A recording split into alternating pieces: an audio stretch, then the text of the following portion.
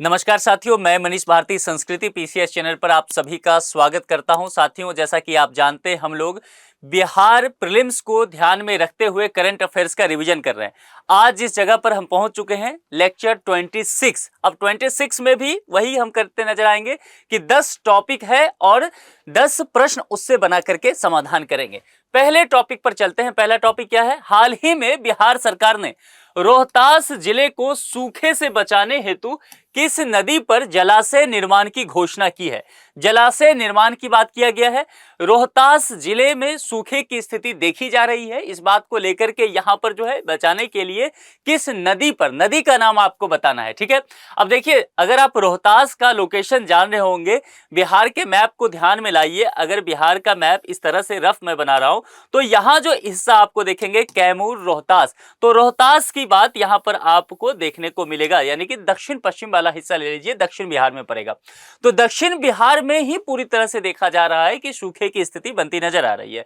तो दक्षिण बिहार को सूखे से बचाने के लिए अफसाने नदी पर जलाशय बनाने के लिए बिहार जल संसाधन विभाग द्वारा व्यापक कार्य योजना तैयार किया गया है। तो पहले जो नदी की नाम किया गया था अफसाने, छोटी नदी है, सहायक नदी है, अफसाने नदी पर नया जलाशय बनाने का निर्णय जो है, रोहतास जिले के किसानों को सिंचाई के लिए पर्याप्त उससे पानी मिल पाएगा और आसपास का जो एरिया वहां पर पड़ता है उन सभी को पानी की आपूर्ति भी मिल पाएगी। तो पहले प्रश्न का सही जवाब क्या हो गया? ए हो गया, अफसाने नदी। अब चलते हैं दूसरे प्रश्न पर चलते हैं। हाल ही में बिहार में खेलो India state centre of excellence का उद्घाटन कहां किया गया है? 4 विकल्प आपके समक्ष दिया गया है। देखिए, स्पोर्ट्स से प्रश्न पूछा जाता है बीपीएससी में, इसीलिए इंपॉर्टेंट होगा। जून 2024 को बिहार की राजधानी पटना में राज्य खेल मंत्री सुरेंद्र महतो खेलो इंडिया सेंटर ऑफ एक्सीलेंस का उद्घाटन किए हैं। इससे बिहार के खिलाड़ियों को अंतर्राष्ट्रीय स्तर के प्रशिक्षण में लाभ मिल पाएगा। ठीक है, उस तरह की सुविधा मिल पाएगी। तो विकल्प क्या है यहां पर? पटना सही जवाब हो गया। बी विकल्प के साथ हम लोग जाएंगे। अब तीसरे प्रश्न पर चलते हैं और तीसरा प्रश्न क्या कहता है? हाल ही में नैक ने बिहार के किस कॉलेज को पहली बार A++ ग्रेड दिया है? A++ ग्रेड देने की बात की जा रही है। बिहार के किस कॉलेज को लेकर के कहा गया है? मई 2024 की घटना है। पटना वुमेन्स कॉलेज को नैक की ओर से A++ दिया गया है। तो यहां पर पटना वुमेन्स कॉलेज, ये मान के चलिए कि बहुत इंपॉर्टेंट टॉपिक है और पूछा जा सकता है, तो आप इसका ध्यान रखिएगा। नैक के बारे में क्या है? ये नैक क्या है? तो राष्ट्रीय मूल्यांकन और प्रत्यायपन परिषद है। ठीक है, इसके विषय में भी आपकी जानकारी होनी चाहिए। चौथे टॉपिक पर चलते हैं। हाल ही में किस प्रसिद्ध भारतीय लेखिका को वर्ष 2024 के पेन पिंटर प्राइज के लिए चुना गया है? ध्यान रखना है, प्रसिद्ध भारतीय लेखिका। ठीक है, तो यहां पर देखेंगे अरुंधति राय, मनु भंडारी, मृदुला गर्ग और गीतांजलि श्री। 4 नाम यहां पर आपको दिख रहा होगा। चारों में से आपको ढूंढना है। देखिए, जब भी मैं किसी प्रश्न को बता रहा हूं, यदि आप लोग को प्रश्न देखते ही कोई जवाब पता है तो कमेंट बॉक्स में लिख दिया कीजिए। ठीक है, बाकी मैं तो यहां डिस्कशन करूंगा ही। जून 2024 की घटना है। अरुंधति राय को वर्ष 2024 के जो ये पेन पिंटर प्राइज है इसके लिए चुना गया है। यह अवार्ड उनको 10 अक्टूबर 2024 को दिया जाएगा, यानी कि अभी इनके नाम की घोषणा की गई है। अवार्ड जो है 10 अक्टूबर को दिया जाएगा और ये किसके द्वारा दिया जाता है ये आपको ध्यान रखना है, क्योंकि यही ज्यादा इंपॉर्टेंट यहां होगा। और यह जो दिया जाता है वह ब्रिटिश लाइब्रेरी के द्वारा दिया जाएगा, ये आयोजित किया जाता है। देखिए, अरुंधति राय को यह अवार्ड जो है उनके अडिग और अटल लेखन के लिए दिया जा रहा है। मतलब बोल्ड लेखिका उन्हें कहा जाता है कि साहस से भरा लेखिका का काम करती हैं। उनका एक जो उपन्यास है the God of small things के लिए जाना जाता है। काफी फेमस ये नॉवेल है, आप पढ़ के देखिए, बहुत अच्छी पुस्तक है ये, मैंने इसे पढ़ रखा है। तो काफी बेहतरीन किताब इसे माना जाता है। इनका परिचय उसके लेकर के लोग देते हैं। ठीक है, तो हम जिस विकल्प के साथ जाएंगे वह विकल्प कौन सा है? ए, अरुंधति राय की बात हम कर रहे हैं। चलिए अब चलते हैं अगले टॉपिक, 5वें टॉपिक पर। 5वां टॉपिक क्या है? हाल ही में कौन सा देश अंतर्राष्ट्रीय सौर संगठन में शामिल होने वाला 100वां पूर्ण सदस्य बना है? भारत ही वह देश रहा है जिसने अंतर्राष्ट्रीय सौर संगठन को लेकर के कार्य शुरू किया। फ्रांस भी उसके साथ आया और फिर इस पर प्रक्रिया शुरू की गई थी। जून 2024 में पराग्वे अंतर्राष्ट्रीय सौर गठबंधन में शामिल होने वाला 100वां पूर्ण सदस्य देश बन गया है। ठीक है, अंतर्राष्ट्रीय सौर गठबंधन के विषय में थोड़ा सा समझ लीजिए।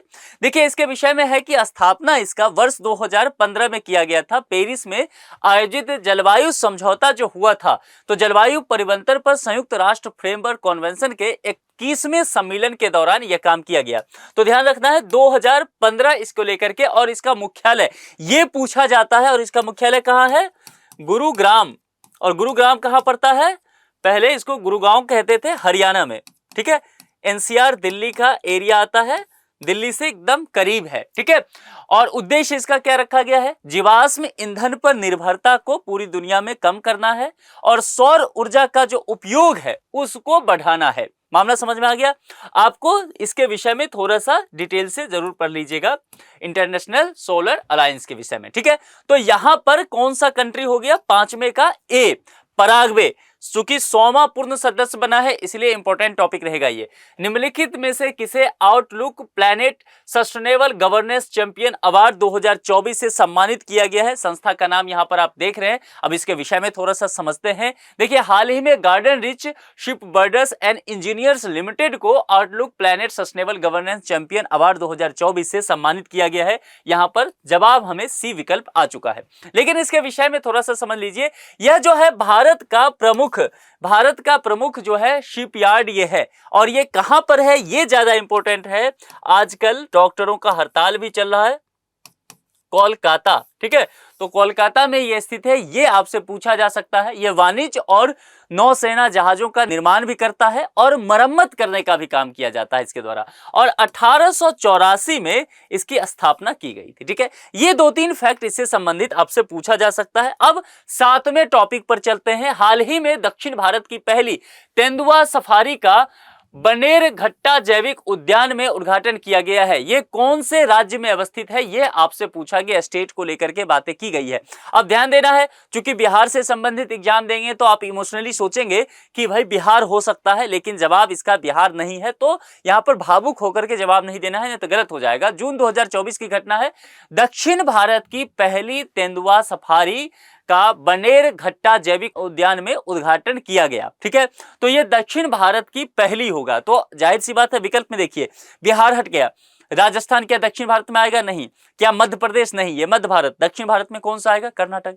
तो बस इतनी ही जानकारी अगर आप रखते, लगातार न्यूज़पेपर वगैरह पढ़ते रहते, तो आपको इसके विषय में कुछ ज्यादा जानकारी देने की आवश्यकता नहीं था, जवाब आपको मिल जाता। अब इस जैविक उद्यान के विषय में सबसे पहले मैं आपको कुछ समझा देना चाहता हूं, क्योंकि यह इंपॉर्टेंट हो सकता है, यहां से प्रश्न आ सकते हैं। अब देखिए, 2002 में इसका स्थापना किया गया, यानी कि राष्ट्रीय उद्यान से अलग कर दिया गया था इसको, और यह बेंगलुरु से लगभग, आप देखेंगे चूंकि कर्नाटक की राजधानी बेंगलुरु है, तो बेंगलुरु से लगभग 22 किलोमीटर दक्षिण में स्थित है। इसमें चिड़ियाघर भी है, सफारी है, तितली पार्क है, या अलग से आप देखेंगे कुछ बचाव केंद्र है, जहां पर जो जीव जंतु क्षतिग्रस्त हो जाता है, एक्सीडेंट हो जाता है, उनके संरक्षण के लिए कार्य किया जाता है।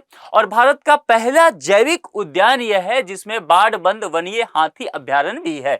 तो इसलिए यह इंपॉर्टेंट टॉपिक है, इन्वायरमेंट से रिलेटेड है, तो मैं इसको इंपॉर्टेंट में मान के चलूंगा। आप ध्यान रखिएगा, सिर्फ राज्य ही नहीं, बाकी चीजें जो मैं बताया हूं वह भी आपसे पूछा जा सकता है। तो फैक्ट पर जो चीजें मैं बताता रहता हूं उस पर भी ध्यान रखिए।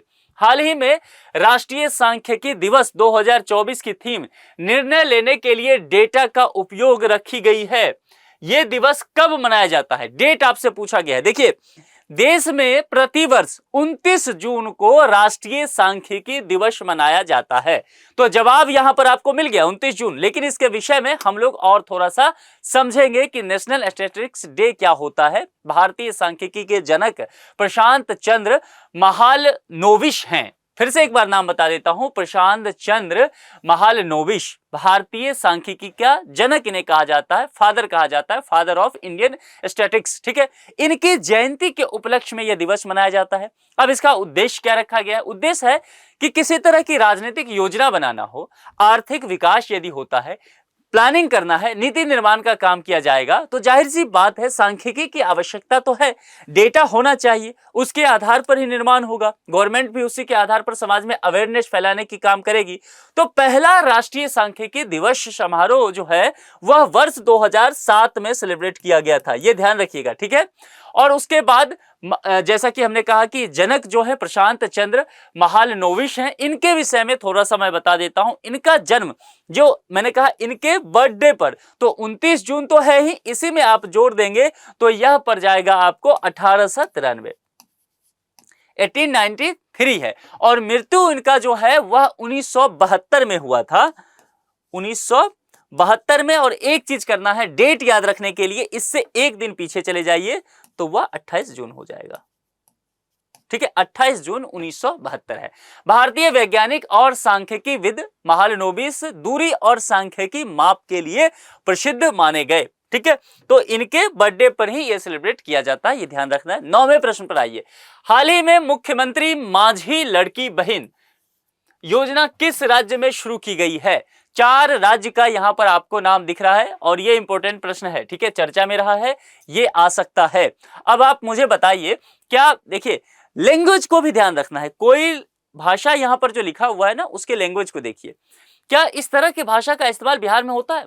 मुख्यमंत्री तो चलिए होता है, लड़की बहन इस तरह का, बहन बहन, ठीक है, माझी नहीं, तो बिहार ये नहीं होगा। असम में भी बंगला और असमिया, तो वहां भी नहीं आएगा। गुजरात में भी ये नहीं आएगा। तो देखिए ये माझी शब्द जो है ना, आप अजय देवगन का सिंघम मूवी भी देखेंगे तो इस तरह के डायलॉग उसमें है, माझी शब्द का प्रयोग है। तो ये महाराष्ट्र में मराठी वर्ड है। तो आप देखिए शब्द को समझ करके आप सीधे जवाब तक पहुंच गए, किसी विशेष जानकारी की आवश्यकता नहीं है।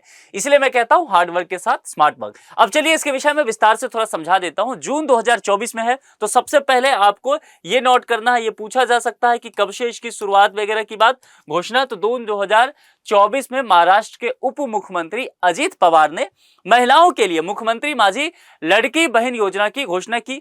यह योजना जो है जुलाई 2024 से लागू होगा। तो यहां पर घोषणा और अगले मंथ से जुलाई 2024 से लागू। तो आज की तारीख में जब हम आपसे बात कर रहे हैं यह योजना लागू हो चुका है महाराष्ट्र में। इस योजना के लिए 46,000 करोड़ रुपए जो है वह आवंटित किया गया है महाराष्ट्र सरकार के द्वारा। और इस योजना के तहत 21 से 60 वर्ष की आयु की सभी महिलाओं को, ध्यान देना है, 21 से 60 वर्ष की सभी महिलाओं को ये जो 1500 रुपये की बात की गई है, 1500 रुपये प्रत्येक माह वित्तीय सहायता उनको दिया जाएगा, ठीक है। एज ग्रुप ध्यान रखना है, ये प्रश्न आपसे आ सकता है। इसके अलावा देखेंगे जो लाभार्थी महिलाओं को हर साल जो है 3 एलपीजी गैस सिलेंडर भी निःशुल्क रूप से प्रदान किया जाएगा। क्या किया जाएगा? 3 एलपीजी लिक्विड पेट्रोलियम गैस, ठीक है। तो ये चीज भी आपको ध्यान रखना है। जवाब क्या हो गया? डी। अब आगे बढ़ जाते हैं, 10वें प्रश्न पर चलते हैं। 10वां टॉपिक आज का अंतिम टॉपिक भी है। हाल ही में केंद्र सरकार ने भुवन पंचायत संस्करण 4.0 नाम से जियो पोर्टल लॉन्च किया है। किसके द्वारा विकसित किया गया है? ध्यान रखना, भुवन पंचायत संस्करण 4.0 इंपॉर्टेंट टॉपिक है, प्रश्न आ सकता है, ध्यान रखिएगा। केंद्र सरकार के द्वारा किया गया है, बिहार सरकार की ये जो पोर्टल नहीं है। विकसित किसके द्वारा किया गया है ये आपसे पूछा जा रहा है। देखिए जियो पोर्टल भारतीय अनुसंधान संगठन यानी कि जो इसरो है, तो इसरो के द्वारा यह विकसित किया गया है, ठीक है। यह ध्यान रखना है आपको, यह इंपॉर्टेंट है और इसरो चर्चा में रह रहा है, तो आपको यह ध्यान में रहना चाहिए। यह एक देखेंगे तो ऑनलाइन भू स्थानिक डेटा और सेवा संचार मंच है। अब इससे होगा क्या लाभ, यह जानना जरूरी है। यह ग्राम पंचायत स्तर तक स्थानिक नियोजन से संबंधित शासन और अनुसंधान पहलों में अंतरिक्ष आधारित सूचना के एकीकरण और उपयोग में मदद करेगा, ठीक है। तो इसके ध्यान में रखते हुए इस तरह के पोर्टल का यहां पर लॉन्च किया गया है, विकसित इसरो के द्वारा, ध्यान में रखना है, ठीक है। तो 10वें प्रश्न का सही जवाब डी हो गया, यह हमने देख लिया। अब एक प्रश्न जो प्रत्येक दिन मैं आप लोगों के लिए दिया करता हूं, आज का वह प्रश्न क्या है? निम्नलिखित में से बिहार में साइमन कमीशन के बहिष्कार के संयोजक थे सैयद हसन इमाम, देवकी नंदन, राजेंद्र प्रसाद, अनुग्रह नारायण सिन्हा। तो मॉडर्न हिस्ट्री से एक प्रश्न है, ये पूछा जा चुका है बिहार में। प्रीवियस ईयर प्रश्न पत्र देखेंगे तो आपको ये मिल जाएगा। तो आप बताइए, आपका एक जो है PYQ का क्वेश्चन भी तैयार हो जाएगा। जो भी सही जवाब हो कमेंट बॉक्स में लिखिए। और आपको हमारा लेक्चर कैसा लगता है, इस लेक्चर को और कैसे बेहतर कर सकते हैं, ये सब भी कमेंट बॉक्स में आप हमें बता सकते हैं। साथ ही इस लेक्चर को अपने साथियों के साथ साझा कीजिए। आज के लिए इतना ही, कल फिर मुलाकात होगी शाम के 6 बजे। अपना बेहद ख्याल रखिए। बहुत बहुत शुक्रिया। Thank you.